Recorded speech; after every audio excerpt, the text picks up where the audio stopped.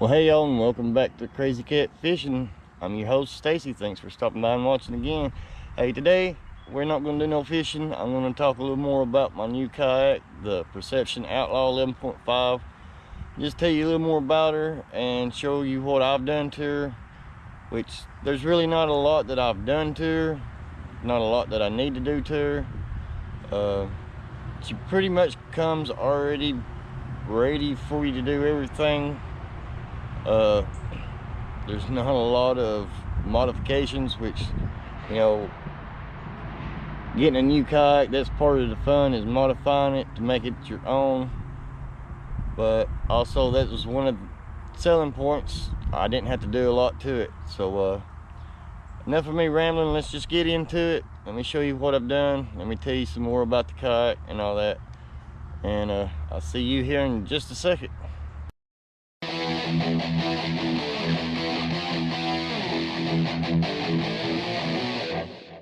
All right, like I said, she's a Perception Outlaw 11.5.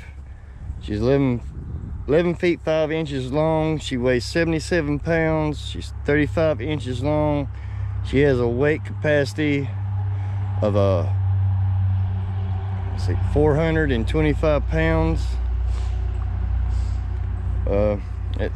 At what you get and everything, she's really light. I mean, it's really nice, thick, hard plastic that she's made out of. I can't say enough about this seat. I mean, look how long it is. I mean, you can scoot back and forth on it. It is so comfortable. Your butt, this vent right here, will help you keep your butt cool. But yeah, she's so comfortable and everything that I went ahead and I think I'm gonna call her Kayak, because she rides like a Cadillac, y'all. I mean, I just can't get over it. One of the first things I'm gonna go ahead and get into is how I get it from the car to the water, and water back to the car and everything. I thought I was gonna have to spend out the buck like $150 to $200 for a C-Tug cart. My local Walmart had this Propel paddle gear. It's a mini cart. It's supposed to be for kayaks and for canoes. That's the only reason I went ahead and got it. When it said mini, I thought, well, it's too small, but it was $48 and I couldn't just pass it up. I figured I'll take it home and take my chances, and if it doesn't work, maybe I can make it work somehow. But this will hold 150 pounds. When I brought it home, my first instinct was to put it in the back, but the middle part of the kayak, the middle line, that's what I'm gonna call it. I think it's called the kim. It's too high. It wants to set and rock. I thought I'd messed up, and then I got thinking, well, maybe if I put some full noodles on it, maybe it would change it, you know, change the height so that it would grab a hold of the kayak a little more. But because I run, my sonar is off of a Sonar Phone T-Pod, this thing right here, I'll get to that here in a second. I don't need the transducer spot that they have under here, and I'll show you pretty much what all I've done.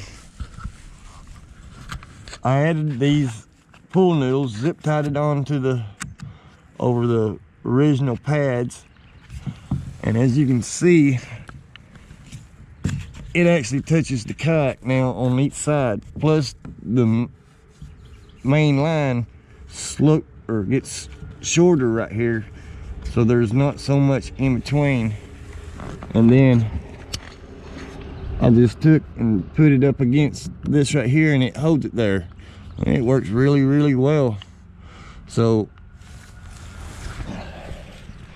there's an ideal for y'all if you're not going to be using that transducer spot, which I don't know, because of those pads on the cart, if it would actually hurt if you had a transducer up in there, because that's a pretty deep hole for your transducer. Hopefully that might help somebody out, but I'll give you show you how easy. I mean, and plus with having a cart in the front, you got the skid plates back here, so you can lift the front of it up, put your cart in there, and it won't hurt it. And because this is so squared off and it's got these two spots, it keeps it level. Whereas in the front, if you went to pick it up, you would have it wanting to tilt back side to side. But yeah, you just pick it up. You can take it anywhere you want to. Once I found out that it'll work, I had it up and down my driveway 2 or 3 times, forward, backwards, all that good stuff. All right, let's get to the next thing. This actually is the first thing I bought, was these rail mounts. Oh, I got them at Bass Pro Shop. My daughter had a doctor's appointment down there, and it was only about 5 minutes away, so my wife asked me if I wanted to go. I hadn't ever been. And I seen these are made by Railblazer. This little clip right here is how you lock them in, and it has a star pattern, as you can tell. When I bought them, I asked the manager at Bass Pro Shop if these would fit, if other rod holders would fit down in there, and he told me yeah, but I'm guessing he thought I meant other Railblazer rod holders. And my intentions was I was going to take my old rod holders off my other kayak, stick it in there, and then I just have to go buy another one from Walmart for like 15 bucks and stick it on the other side. Well, you have to have Railblazer rod holders with this star pattern for it to fit. Well, here's where the problem lies with these. If I can get it lined back up to where I had it. Anyways, I'm not gonna get it lined back up. As you push this back, it unlocks it. And you're supposed to be able to push it back forward. Oh, there it went. It finally locked, and it locks it into place. It don't always want to work. On one of these, I think both of them, actually this whole thing wants to come undone on you. So I don't trust that at all. Plus, I got these tightened down so tight that I'm afraid if I tighten it anymore, I'm just gonna strip everything out of it. And where you adjust the angle of the rod holders, I've got it tightened down so much that maybe it won't move now, but I mean, you tighten it down to where you think it's really tight, and it didn't take no pressure at all for it to just bend over. The rod holders themselves are the Railblazer rod holder R. I don't really like this setup. I'm gonna have to bite the bullet and go ahead and spend more money, get a better setup. Like I said, I've got these, well, I did have them tightened down all the way. As you can tell, I think they're stripped already, but they're not sturdy. I mean, look at that. I don't think that it should flex that much. Maybe I'm wrong. I'm new to gear mounts, but I just don't think it should move like that. I mean, I'm not really having to twist it all that much. Well, that was the first real thing that I did, was buy these. As a cat fisherman, drift fishing, you pretty much need these things. The next thing that might help you some money, or if you want to do these, is in my main video where I reviewed and tested and all that, I talked about this foot part right here that didn't have any pad on it. It had, on the footrest, it had pads, and it's got these pads right here to help deaden the sound and to give you somewhere to stand and give you some grip. So I went to Hobby Lobby turn it around so you can see, and bought 3 of these pads. They were actually 10 inches by 12 inches. They're 99 cents a piece. They're self-adhesive, and pretty much I took and cleaned off the area that I wanted to put these in with alcohol, and then I took just a piece of sheet of notebook paper, laid it down here, took me an ink pen, put my finger at the edge of where it's raised at, and held the pen and angled it, and so that I'd have a little bit of a overlap, or not overlap, but space in between it so that it wouldn't get caught and peel back. And just traced it out, and then I cut that out of the notebook paper, laid it on top of the pad and cut the pad out, took the backing off, stuck it on there. Pretty good. So I got one for each side for the foot. I put one in the middle in case I dropped something, and right here also. And then I went down to the center right here, which I plan on doing this and these other raised areas just to go ahead and make it look better and to help deaden the sound. I'm also going to do the back area back to about right here. I'm going to do this main one and these curved sections. I think it'll look pretty good once I'm done. And in here, in your compartments, I put some in there. I'm not really that good at cutting, so it didn't turn out perfect. It don't look professional, but you know, I'm not trying to win no contest. And I put a strip along the top of these ridges in here, which I'll show you what the difference in the sound is. I think it makes a big difference. This is on the pad, off the pad.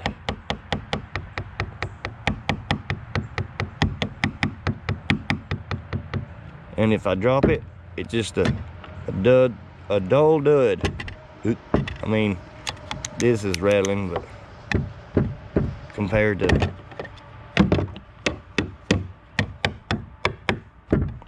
so I think that was pretty cool, cheap, easy to do. Thought about putting some in here, but I don't think I need it.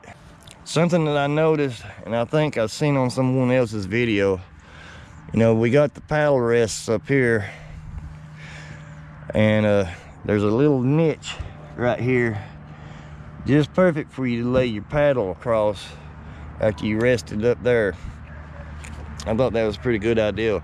And if you wanted to secure it, I guess you could screw you in a little bungee across there to make sure it doesn't fall out. The biggest modification I've seen anybody really do is to add a hatch back here and add a trolling motor. I'm not saying I won't add a trolling motor, which I might eventually. Sorry about the traffic going by. I live next to a main highway and I'm stuck at home. But yeah, I mean, you could, you know, an anchor trolley, you'd have to screw holes into it, but I don't really need an anchor trolley and all that. Moving on to the next thing that I've done, and this might save you some money, is they come with these pre-drilled, pre-screwed or threaded accessory ports right here. Perception sells solo ball mount that screws down in here, but they want like $32, $36 for one, and all it is a plastic screw with a ball on the top. I mean, I could see maybe spending $10, maybe $12 a piece, but not $30. I mean, that's just too much to ask for. I made my transducer, like I said, is from a sonar phone T-pod. This is a T-pod part. This is the transducer part of it. It Wi-Fi's to your phone or your tablet, and I looked at the I think it's Scotty mount or the Yak Attack transducer arm, and they're ridiculous too. It's like $40, and I would have to modify it to get this to fit to it. All I used was 1-inch elbows and a 1-inch adapter right here to extend it down, because I didn't have a long enough piece. I had to use 2 pieces, and 3/4 of an inch PVC. I bought a can of spray paint at Walmart for like $3.90 something, and one single layer of duct tape to help tighten this up. It'll move, but it's pretty stiff, and if I need to move it out of the way or whatever, I can move it in a bunch of different directions.